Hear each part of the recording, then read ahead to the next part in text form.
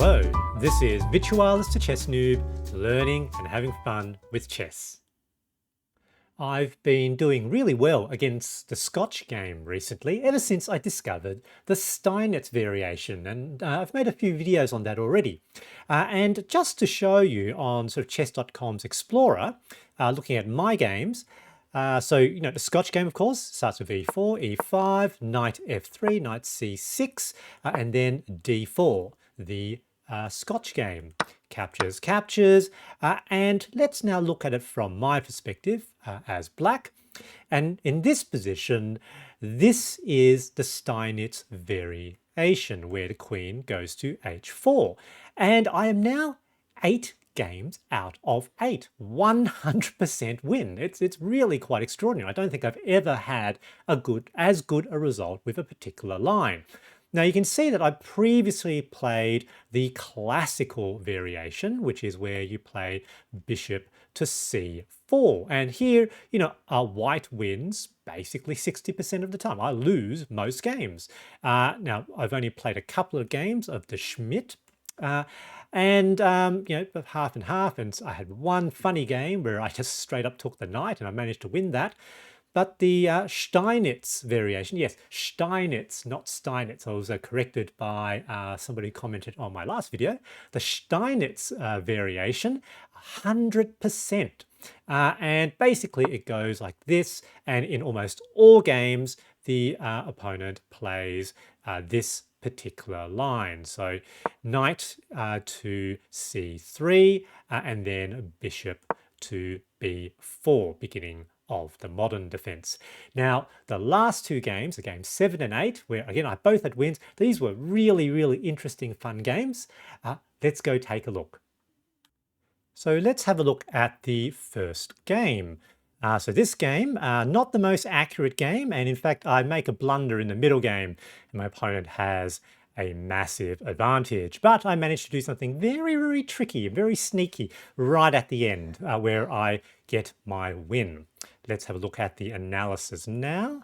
Here we go, and we'll just push through the opening. So the Steinitz variation of the Scotch, the modern defense. So there's the queen, that's the Steinitz variation. Knight to c3, bishop to b4, beginning of the modern defense. And the opponent really only has one good move in that position, which is bishop to e2. Odds are the opponent will not find this move. My opponent brings out their queen. Now the best move here, because there's no particular thing that can be done, we need to try to relieve the tension on the board, add an extra attacker on that pawn, is actually just to develop the other knight. Here I was a little bit impatient, decided to sort of attack the queen right away. Of course, I can just slide it out of the way. Now I develop the other knight. Opponent brings out their bishop, so I'm putting another defender onto that pawn. And here I push, another attacker. So piling on the pressure here, and just to remember that knight, of course, is pinned to the king. Now the opponent plays g3, attacking the queen, so I need to potentially do something. Let's put on the feedback here now. So that was a mistake. Here, what I opted to do was to whack that bishop, which comes with check, which wasn't the best. It was better, in fact, to put the queen up to h3, infiltrating into their position. And one of the themes of the Steinitz variation is this big attack on the king side. So anyway, there's a knight. So with check, they capture, and here I push the queen to h3. So I could have done that in the last turn. Opponent develops bishop d2, unpinning that knight. I decide to attack the queen again, which is not the best move. The problem here, of course, is that there is a discovered check on the way. They move the queen, but that problem still remains. And here is my blunder. So I only spent, less than 15 seconds making that move. And basically what I was thinking of was that would come with check, and then I'll be able to take the rook. But that doesn't work as soon as I calculated it afterwards, because obviously here it comes with check, queen takes, and then the queen defends the rook. So that doesn't work at all, basically potentially losing a knight. So that was a little bit annoying, and you can see almost plus 5.5 for the opponent. Now, there we go. So here, the discovered check, I block now with the bishop, and of course that unlocks. Well, I suppose it was unpinned already, but potentially I'm in some trouble here, almost plus 7 now. The opponent now sort of opens up that position, and that's a little bit risky for the opponent. You can see the advantage drops. I capture that pawn now with check. They move the queen, queen trade, and that knight, because it's otherwise being taken next turn, at least whack that pawn, and there we go.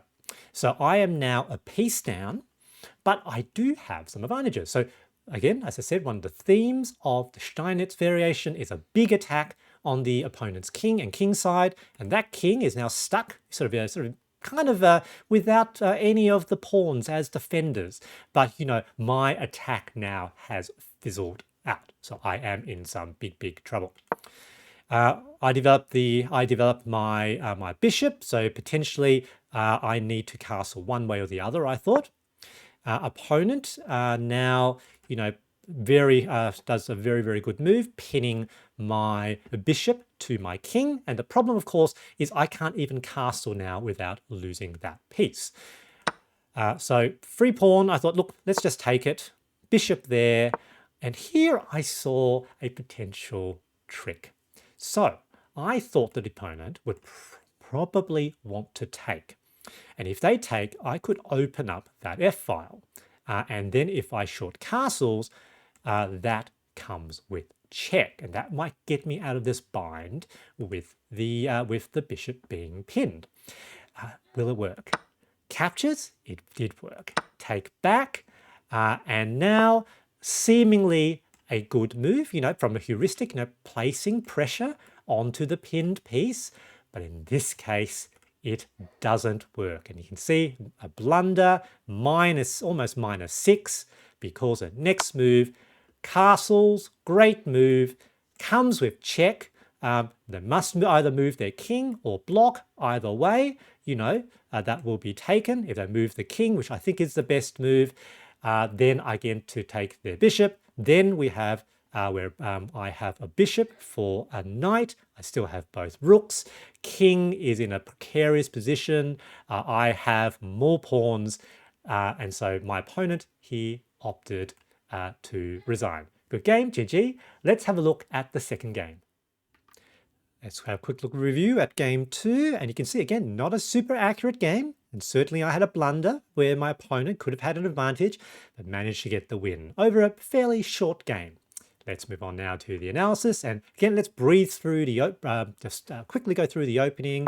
So again, here we've got the Steinitz with the queen out, knight c3, bishop b4, the modern defense. And just like before, this is the best move for the opponent, but they probably won't find it. My opponent decided to capture right away. And here, the thing I should have done is captures, then probably trade queens, and then take the knight. Now, instead here, I decided to take the knight first. I wasn't sure I wanted to trade queens, even though that is the best move. And of course, the opponent can now get their bishop out, which defends the pawn. So pawn can't be taken anymore. I now bring the knight forward again. So now 2 attackers. This knight, of course, is pinned, so that doesn't work. They decide to short castles, which is very interesting. I now bring the bishop out with an attack on the queen. They block. And here it's okay, because if they capture, I would take back with the knight, and then there's an immediate mate in one threat. So I thought that potentially looked okay for me. I brought my bishop back here now, which was a good move. So feedback, you can see it was a good move. And it's a good idea to keep an eye on this bishop now, because it now controls that dark square diagonal. King forced into the corner. Here I did a long castles because I thought I might push these pawns up to attack the king. It was actually a blunder. Now, in my defense, I would say that the blunder is not very obvious, and I don't think the opponent entirely saw it either. But basically, after a push of e5, if the opponent plays perfectly, I eventually lose one of these pieces. And so that's why it's a blunder, but it's a fairly challenging to find engine line, I think. And remember, just remember, I'm perfectly happy with potentially that capture because of the mate in one threat.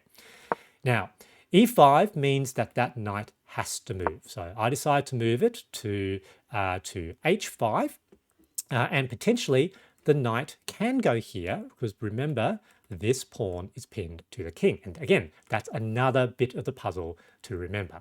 That pawn is pinned, which means it doesn't actually guard this square, and this bishop controls this dark square diagonal because it's all going to add up. The opponent brings their knight back, and I thought here that they were trying to guard that square, which I thought actually made a lot of sense. It was interesting that Stockfish reckons a trade of queens here would have been best.